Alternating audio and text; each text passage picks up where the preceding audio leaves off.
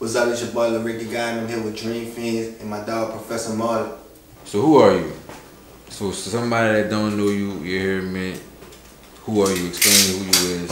You know what I'm saying? First off, I'm Rixkie. Just like I ain't gonna say I'm a normal person, but I'm just me, you know. Like I'm that person. I'm trying to get connected with the world so I can leave my mark. You feel me? Beyond that, I'm formerly known as the artist Rixkie guy. Artist, producer, engineer, curator, event coordinator, you name it. You feel me? Marketing, brand, production. I pretty much do it all. You know, I wear several hats, and I'm just working. I'm just trying to be the best me. That's me at all times. Just trying to get better and always prosper. So it sounds like you're more of a behind the scenes influencer. How did that come about? Man, it came about through me just, believing in myself, like I was trying to get on, like, anybody wave who will, put a nigga on or give a nigga some type of, push to get to where I'm at. But nobody was giving me that push, so that just made me, like, figure out, I gotta find out the ins and outs of this shit. Like, I gotta, start from the ground up and see if this really is some shit that I wanna do. Coming up as an artist, it's really hard, especially in New Orleans. Like I saw a lot of people give up. I saw a lot of people like say, fuck that, I'm gonna do something else. And I just stuck with it, you feel me, just because it's something I feel, passionate about music, but behind music, the industry is only 10% music, you feel me, the rest is 80% business and marketing, so I had to really dig in deep. That's facts. A lot of niggas don't know that. Yeah, I had to really dig in deep and really figure the shit out, because you can't jump in some shit and not want to know the full story about it, you feel me? That's just like history, our history. Right. You will always want to know where you came from, no matter where it's at, or your predicament, you feel me? You always want to know how you started and where you come from, where you root from. And that just was a big part of me being like, man, you know what? Fuck it. Nobody will put me on this show. I'm gonna make my own shit. Nobody want me to be in the studio. Fuck it. I'm gonna become the hottest artist in the city on my own terms, you feel me? And I don't wear that shit on my shoulder, because at the end of the day, people don't look at me like that. People look at me like, oh man, that's Rick, that's the dude, he connected, he doing something. But beyond that, they don't know what I'm really out here doing. Like, I'm really out here building an empire from the ground up, you feel me? And it's like, I got a network of people who really believe and trust me and willing to, go on a limb that I probably wouldn't even go on beyond what I do, you feel me? It's just like, they got that cold love for a nigga. And it could be like 15 people in the house or 700 people. They gonna really tap in with me. Every person that ever touched my door, you feel what I'm saying? They probably walk past me, but at the end of the night, you feel me, they really know who I am, just based off me being a regular person. And I don't have to be that flashy, oh, I don't want him to be by me, because I treat the janitor just like I treat the CEO, you feel me? And that got me farther than anything, because in my business and what I do, I can't be biased. I gotta look at everybody who want opportunity, you feel me? That's the way life works. If you're not trying to give opportunity, or it's full circle, you feel me? Like, right. When you give opportunity, other people give you opportunity. So right, and that's how, and a lot of people understand, like, that's how you create really like a community of people that are successes, you know what I'm saying? Facts. Really, helping people up on the ladder up, you know what I'm Facts. saying? And like, dog, I done had anybody who got a big name in New Orleans right now, from Super, Tokyo, you feel me, to a couple of rappers who doing their thing right now, like a few singers that's like on tour and shit, like they done all touched the mind on stage. And it's crazy because it didn't turn out like that, you feel me? When I first started out, it was because I took a trip to Cali, and like, I kind of broadened my horizon, because I was out there on some other shit, but I really was like, damn, dog, how can I take this environment and bring it to my city? And the shit was crazy. because people don't do that shit. People don't go other places and try to, they'll tell you about it, but they wouldn't try to recreate that same situation or you know, like, just make a network just for that type of shit. It's always about me. And that shit just made me change my whole perspective and made me learn the business and really know, like, damn, there's really money in this shit beyond what people think, you feel me? Because a lot of people just look at this shit, oh, I'm gonna get up there and rap. But you really have time to shine. Yeah. You ain't even gotta go up there and rap. You can just promote your name. Right. And your business and what you got and what you sell it, you feel me? For that time you paid for to be up there. So, what is Mind of Art? You know what I'm saying? Because that's something I've been hearing about for years. Mm-hmm. How did it come about? You know what I'm saying? Who is it? Because it is something that's a part of the city that is like one of the great things about the city. You know what I'm saying? Especially in the city where we don't have much things for artists, upcoming artists to do to get seen. You know what I'm saying? So like, say you went to Cali, but beyond that, how did you manifest this? Did you have help? Describe the first show, you hear me? Alright, so like, this is the first show. So when I got back from Cali, well first let me talk about the Cali trip, because that's what inspired this shit. So I went, it was like all Fairfax and Santa Monica. We went behind a dispensary, and behind the dispensary was a man with a fire pit inside of a barrel. You feel me? He was cooking sausage out of the barrel, and he had a line of people waiting. But in the midst of that line, they had like maybe 4 or 5 other vendors on the side of him selling different stuff, beads, stuff like that. They had a dude across from him selling shoes, and they had a man with a speaker in a tip jar, just rapping. You know, I don't know what he was rapping. He was Mexican, right. But that whole environment dawned on me. I'm like, damn. All these people asked me to be on my show because I threw my first show. I brought Curtis Williams down here from 2-9, one of Mike Will Native artists. They was popping at the time when Ray Schumann was on tour.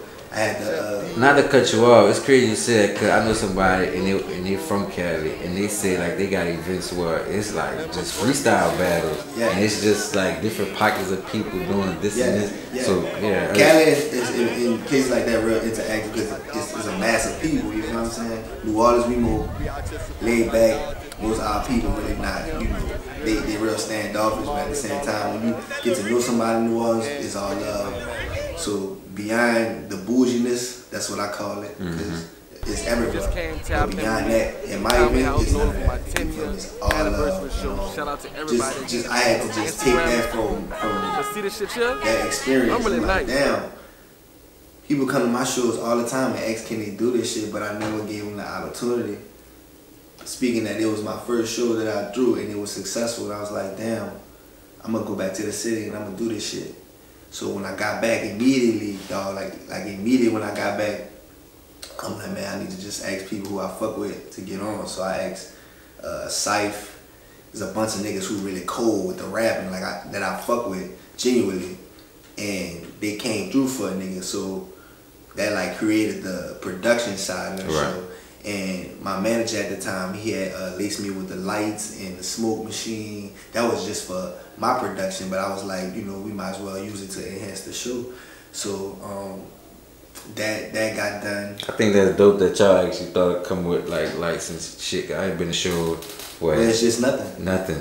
And then like the artists don't make it no better because they come on there with 50 dudes, but if you got 50 dudes on stage and they got some lights, like it might look like something. All that stuff really helped make the show. Yeah, you know what I'm saying? So to make people pay attention to what's going on. So I took heed to all that shit, and then like just learning like how I was already like moving around in New Orleans nightlife and shit. So I was already tapped in with the DJs, and I already know who to get to you know, please this crowd or bring this crowd through. You feel me? So I wound up throwing my fourth show at 2021 Port Street, and all my shows were successful, but this one we grossed probably like 600 or 700 people. You feel me? In the garage area, and I got proof and pictures of all that shit. I'm gonna give it to you so you can. So like the shit was crazy, and then from there the shit just took off. Like word of mouth, like man, you need to get on this show. You need to get on this show. You get on the show. So this was way before the pandemic. Probably like 4 or 5 years way prior. You feel what I'm saying? So what's like how y'all format the show where y'all have vendors and y'all have art, everything, even with the performances? Was all that inspired by the Cali trip? Cause y'all honestly y'all kind of set the precedent for shows out here. Cause not every show you go to is basically set up the same way. Right. Where they got the vendors in there, they got other shit going on also with the thing. So was that something that was inspired by going to Cali and seeing that interactive? Nah, that's just knowing like the demographic of New Orleans people. You feel me? We go to places, and if they got everything we need, we not leaving. Right. Especially if we spent our money to get in there. So it's like you gotta know all these things and be tapped in with all this shit to really, you know, to put all this shit together. And like people, like I said, they not trusting anybody with their money. Like you can pay a person $125 and then not make no money at your show. Right. And mind, oh, we ain't playing that shit because we telling everybody to hustle and spend money with you. So if you're not out there hustling, yeah, that's a fact. Y'all always see that. if you're not out there hustling, we know because you gonna leave with some type of money, dog. And like this is what we preach is because I've been doing this shit for years. Mind, art is church for the entrepreneur and artist that's trying to grow and get somewhere. And that's just it in a nutshell. Besides that, it's really a platform for motherfuckers to start. Fact, and that's something that the city really need. A platform for motherfuckers to start. You can come there and get your idea of. Just think, I done had painters come through, probably like 4 or 5 paintings, bro. Son. Listen, this shit gonna fuck you up. 4 or 5 paintings, she sold 2 of them. One of them she sold for $500, one of them she sold for $400, but she got a $200 tip, so she made $1,000 or $50 invested. You feel what I'm saying? And she gave me $200 just because she said this made my rent for the month. So from there, it took on me that was bigger than me. You feel me? Right. Mind Bar took his own entity, took his own identity, and I started branching the shit away from my name. You feel me? Even though it's still mine and I'm still constructing it, I just wanted that bitch to grow. To be his own entity. You feel me? Because a lot of people don't know. I was doing that shit alone by myself. Yeah. For all them years. Like as far as putting everything together, booking the venues, doing this shit, and then over time, once people started seeing that it worked, they started booking me to do my shit at their venue. So it was, you know, working hand in hand because we building this business that we are all going to. Exactly. And it's all full circle. So people wasn't looking at it like this. Like, oh, he just throwing the show over there and he charging at the door. Nah, because we charging at the door because if a vendor don't make something at the end of the night, we gotta cover that. That's real. We gotta cover that. That most people don't do that. Because ain't no way in the world you gonna come to my event and there's all these people in there and you don't make no money. That look bad on my part just because we work hard. Like with the promotion, the marketing, branding, like we work hard. Like we like it's me, but we just got MOA girls. Shout out to the MOA girls, you know? But yeah, it's us and my full staff, you feel what I'm saying? And that's just starting to happen. That's year 7. We got it. You a hoe out here. You a hoe out here. Check my dance out, shit. I gotta learn it. Hit that bitch. Hit that bitch. Hit that bitch. Hit that bitch. She don't wanna kiss the tip. Help me out, shit.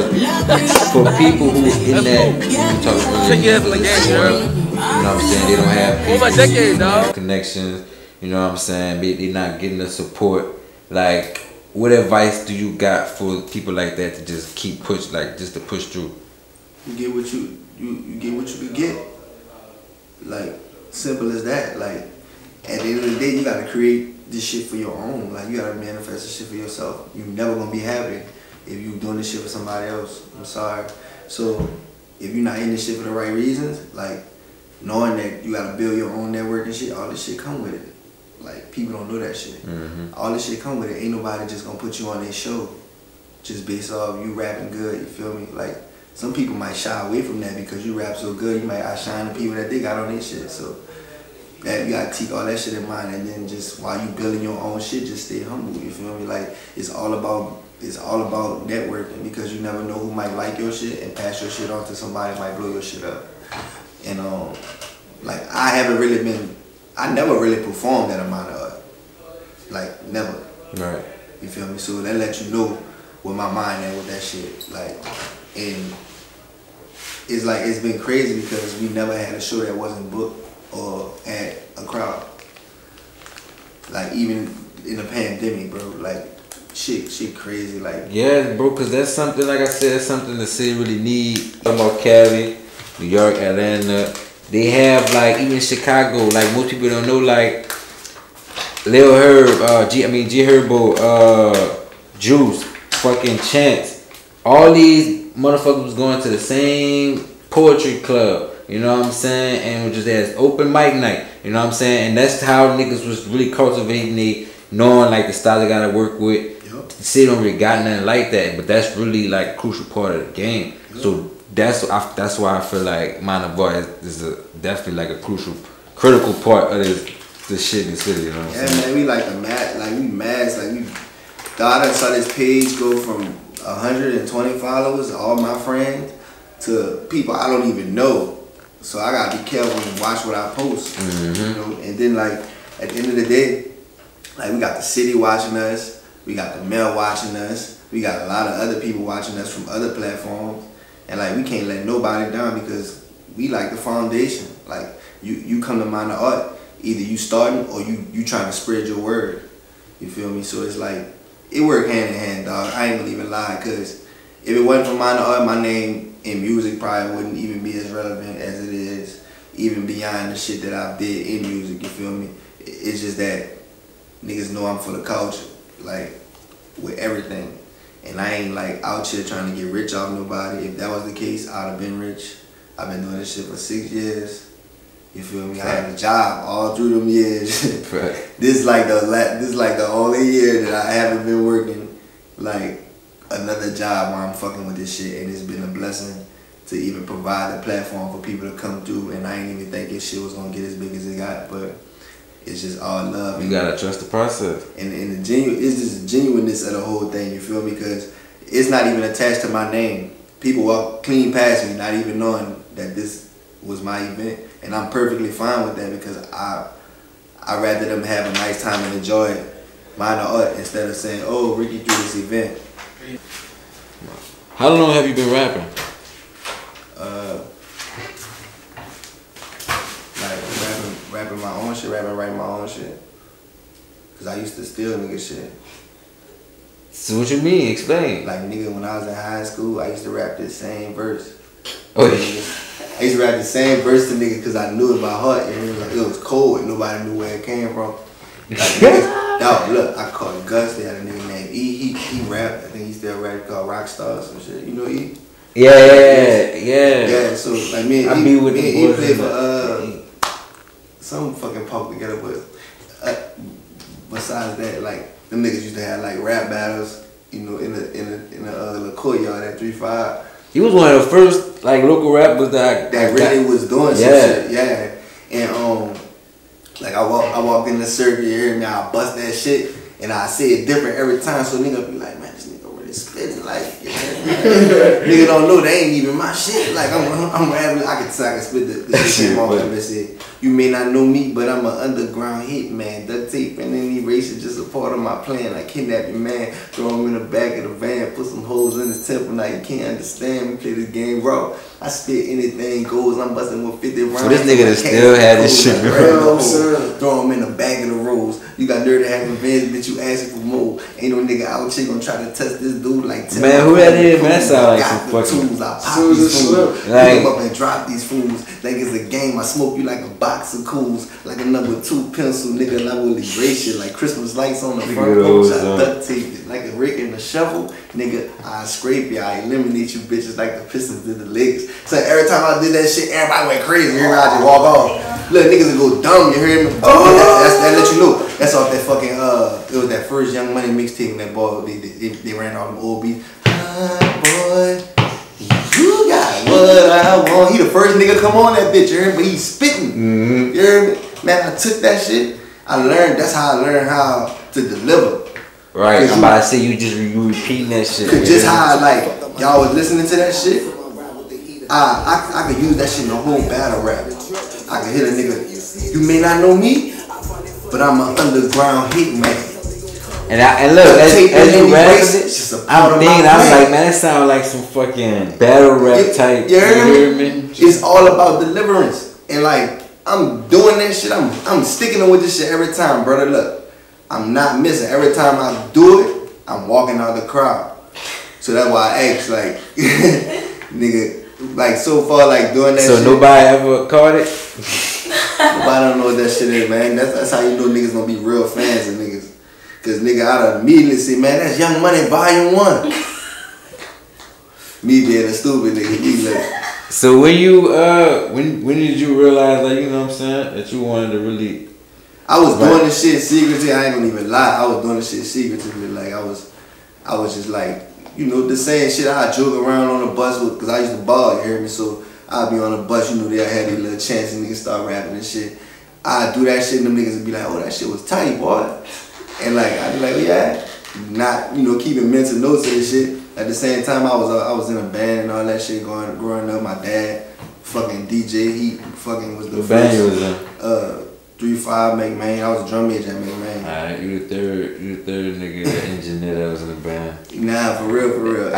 That's some New Orleans like shit. my dad really stamped at the all. I did an interview. Drum section shit. I did an interview with Dividends where I was like, when he said it, I had them on cam. Right before that, he said he was in the band. So I'm like, son, is it a thing that, you know what I'm saying, you're in the band like that transition into, you know what I'm saying? I'm like, man, I mean, it can, you feel me, just depending on how musically inclined you is. I know some niggas that never touch none of that shit and they cold. Like, shout out to KC, the producer. He one of them niggas, like, he technical as a motherfucker, but he cold as a bitch, you feel what I'm saying? I'm gonna see him. I'm gonna really see him. I'm really looking at it. Like, there's some niggas, that shit is just in them, you feel me? That music shit is just in them. Like, them niggas nice. Dividends. All y'all doing beats. All y'all basically said the same thing. Y'all had a real deep musical upbringing. Like, you know what I'm saying? Whether before even making beats, you know what I'm saying? Y'all had like a real. It was either hooping or balling for me. Right. So, and like I went to college. I traveled the world before. Like I got out of high school playing basketball. So, like college was my next step. And that was gonna be my next question. What made you, you know, stop playing football and start rapping? Basketball. Yeah. So I coming out of high school, I went to Xavier. You know, you get your SAT back probably like 3 days before you enlist to go to college. I had already enlisted through the basketball program and shit, so I was just waiting on my ACT and shit to get back. I had a fucking 15, dog. I shouldn't even sign my name on that bitch. I had a 15, bro. But the only reason I had a 15 was because it was senior trip that same day, so I was like, man, fuck that. The bus leave at 3. It's what, 1:30? You heard me? I'm walking anything on that bitch. I don't give a fuck. At the time, I was like that, wasn't thinking about it, but I wish I would have took my time on that bitch, because senior trip wasn't all that. And that shit probably would have, you know, took me somewhere else. Even though I had offers way out of the state, Detroit, Mercer and shit, that's a D2 in Detroit. You know, I did have an offer to go overseas in Australia, but I didn't take it. I was too young and my mom got sick, so I said, man, look, I'm gonna stay home, and I went to Xavier. So out of Xavier, I wound up getting my ACT, and I had to transfer to Delgado for a year. So I played at Delgado for like the first semester, broke my wrist the first game of the season. And then from there, I was just trying to like rebuild and shit. So from Delgado, I wound up having a tryout at Dillard, and I had to play the assistant coach who used to play with Southern Alabama. So nigga, I really gave him the business, and he was fucking with me. He was like, man, I'm gonna get you a scholarship. Just come through. You gotta make sure you come through with your grades and shit. So I did that. Next year I was fucking with Dillard, and I just wound up like stop fucking with this shit altogether, because like school started being overwhelming. Practice, the coaches running me in the dirt. The head coach is running me in the dirt. Fucking just life period was like overwhelming a nigga and shit. My mom was like getting sick and shit, you hear me, unexpectedly. We didn't know what was really wrong with her, so I didn't want to leave too far. and be out the way and be, you know, like vulnerable to that shit. So I was like, fuck it, man, I gotta do something. I gotta make some shit shake. And at the time, my brother-in-law was going to the studio, you know, almost every fucking weekend. So I was suspecting that nigga was gonna be like, man, let's go to the York. So I told that boy, I was like, man, I think I'm about to start rapping for real. That boy was like, man, you serious? I said, yeah. He was like, bitch, you can rap for real, bitch. You do it if you gonna do it, bitch. I'm like, all right, cool. And then like from there, I just went crazy. Like with the rap shit, I had put out like 10 mixtapes, and then Ill Summer was like the last mixtape that I put out for a long ass time, because I put all that work in and nobody was listening to that shit. I ain't gonna say nobody was listening, because you know when you play some old shit for a nigga, it's brand new to them. They just never heard the shit before. So I had put all that work in, you hear me? And I just like, man, I'm wasting my fucking time like doing this shit. And the people I was fucking with, like, I ain't think they was like really behind a nigga, because I wasn't making no moves. I wasn't really doing shit. I'm seeing people that don't even fucking rap and come out of nowhere and just pass a nigga up. So I'm like getting discouraged by that shit. So I'm like, man, I gotta make a move. I gotta do something. And like from that shit, I just was like, hold on, what was the question again? Why I quit football? Oh yeah. So like from that shit, that was really like the reason I quit, because I was like, man, fuck. If I'm gonna do something, I gotta apply the same method that I do playing basketball to what the fuck I'm doing, because I gotta spend all my time studying this shit, worrying about this shit, knowing that I gotta get better at this shit, you feel what I'm saying? So I applied them same efforts and said, fuck it, let me just move on to this, because it's time, you feel me? Like, all my roads coming to an end on all roads. I was getting close to this, I was like, man, you know what? Let me find a way out, and this shit just so happened to be my way, you feel me? But, so, describe your creative process when you in the studio, you know what I'm saying? Where it goes from the vibe, you feel me? I come in the studio every day and clean up first thing before I even do anything, you feel me? Because not that I'm a claustrophobic person, or I what's that cleanest thing? I got OCD. Yeah. Not like I got none of that shit, it's just that, you know, that just set the mood for a fresh start. Like when you come in the studio, you just see some shit, you like, damn, it's dirty in this bitch, let me clean up right quick. Then that shit just broaden your horizon, you feel me? Like, it's like cleaning up your area, like cleansing your space. And like it start there. So from there, I just find a melody that fit my mood, or, you know, just fit how I'm feeling at the time, and build from there. And melodies turn into beats, the beats turn into full songs within probably like 25 minutes. So, but that come with experience, right? Definitely, because when I first started out, I ain't record myself. I had to learn that shit. How long it took for you to make a song when you first started? Nigga, it'll be a whole day and night. Like, if I'm writing that bitch, it'll be a whole day and night. If I don't come up with a hook ASAP. But normally when like they'll be making the beats, I already had a hook. And I just leave the hook. If I can't find it, I come back to it. Because I was working on other niggas' time and shit, you feel me? So it was, alright, you got this time to do this, and then somebody else turn. You feel me? It's totally different now. I had to ask that because I feel like it's important for niggas to understand like artist development. You know what I'm saying? Like, you know, niggas work up to where they at. They just didn't hop in the studio and just, you know what I'm saying? Like, yeah, I'm him. You know, yeah. So, who are some of your biggest inspirations in music? I don't even lie. Currency, Wiz, Wayne, Drake, Kanye. I like my top 5. And that's only because like the music they make, you feel we can make anything.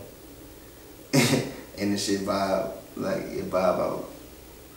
And I feel like I can make anything, you feel me? Like I feel like I can make a fucking pop song and make that bitch something the hood niggas will listen to. Like I test myself on doing different genres just because niggas don't do that, bro. Like, so what genres have you experimented with? I did country, I did some pop, I did some alternative, what you call that? Right. It's not salsa, it's I don't know, boy. It's Samba. Alternative samba. Oh, alright, but that song we listened to earlier. That's what it's called? Alternative samba. I thought it was called Afro beats. It's like the same thing. I was about to ask you about that. It's like the Spanish. I was about to ask you about that because you know, like those type of songs real hot right now. You know what I'm saying? And you play that bit for me, that bit's fire. You know what I'm saying? Like what pushed you to just? Cause that shit going like that bit fire. Like that's what women listening to right now. You know what I'm saying? That's right. You know the market. You know, it's cool when niggas listen to your shit, but when you got that woman fan base, you know what I'm saying? It's a whole different thing. Yeah, in my fan base, like I keep track of that shit. It's mostly women, 65% women to be exact. No, like that shit, niggas don't do. Niggas say that, like niggas don't understand. That's why niggas still trying to get Tory Lanez on the song, bro. They still want Tory Lanez on the song because Tory got nothing but female fans. Wave. You know what I'm saying? Facts. Favorite strain of weed, you hear me? Ooh. Platinum.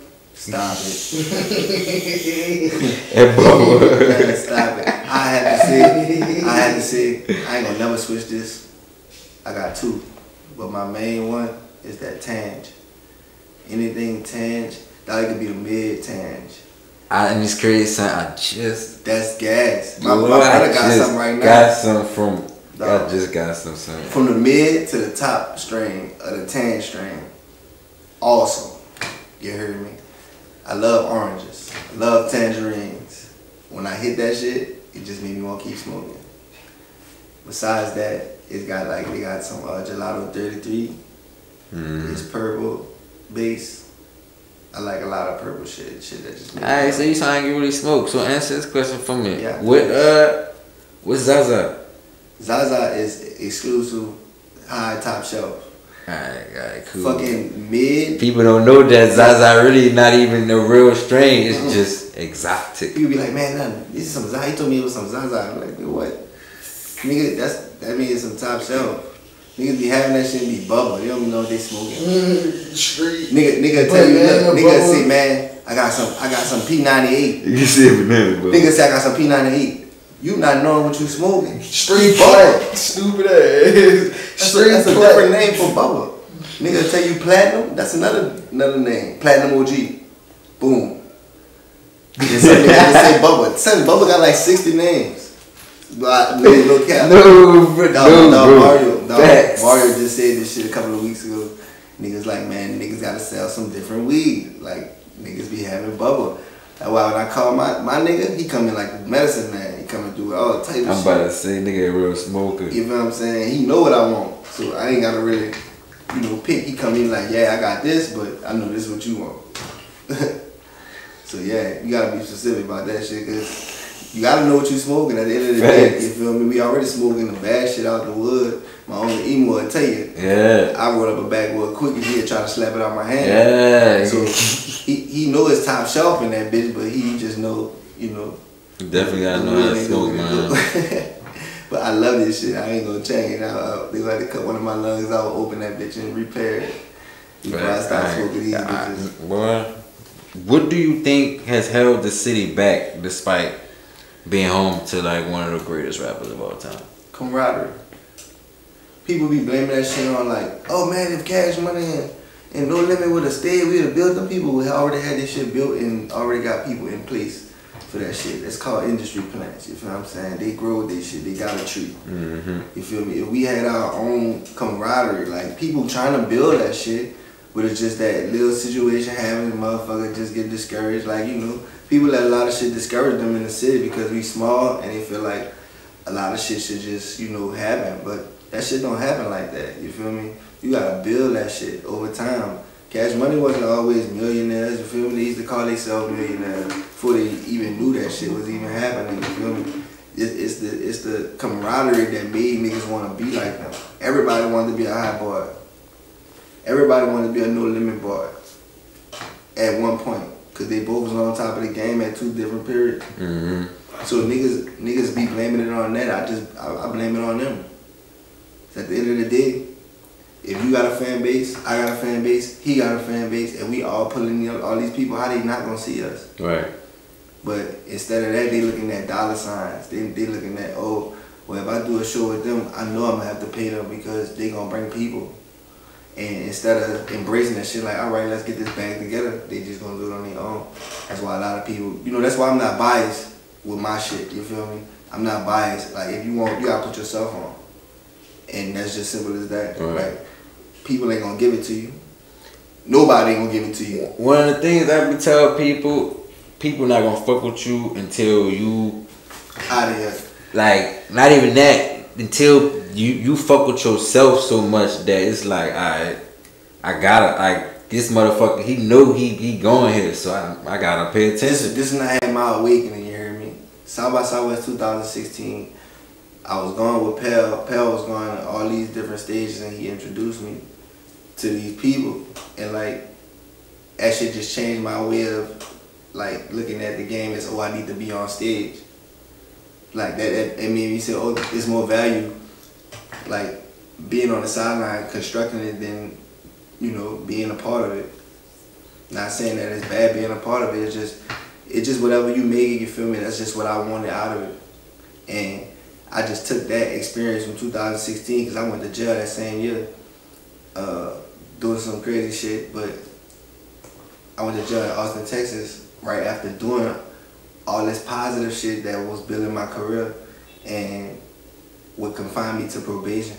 So it's like I put myself on a hold when I was doing the right thing, you feel what I'm saying? By doing some shit I wasn't supposed to be doing. My focus wasn't here where it is now, but it's like over time you see that shit, you feel me? You see that shit and then you grow from it. You don't keep doing the shit and then make it repetitive. And even still, like how we were saying, like if it was more camaraderie, it could have been like a big dog or something who could have steered you away from that, you know what I'm saying? To where like that's sometimes the system. Sometimes the people around you affect that shit too. That's especially in the city, because a person might fuck with you but don't fuck with the people that you be around.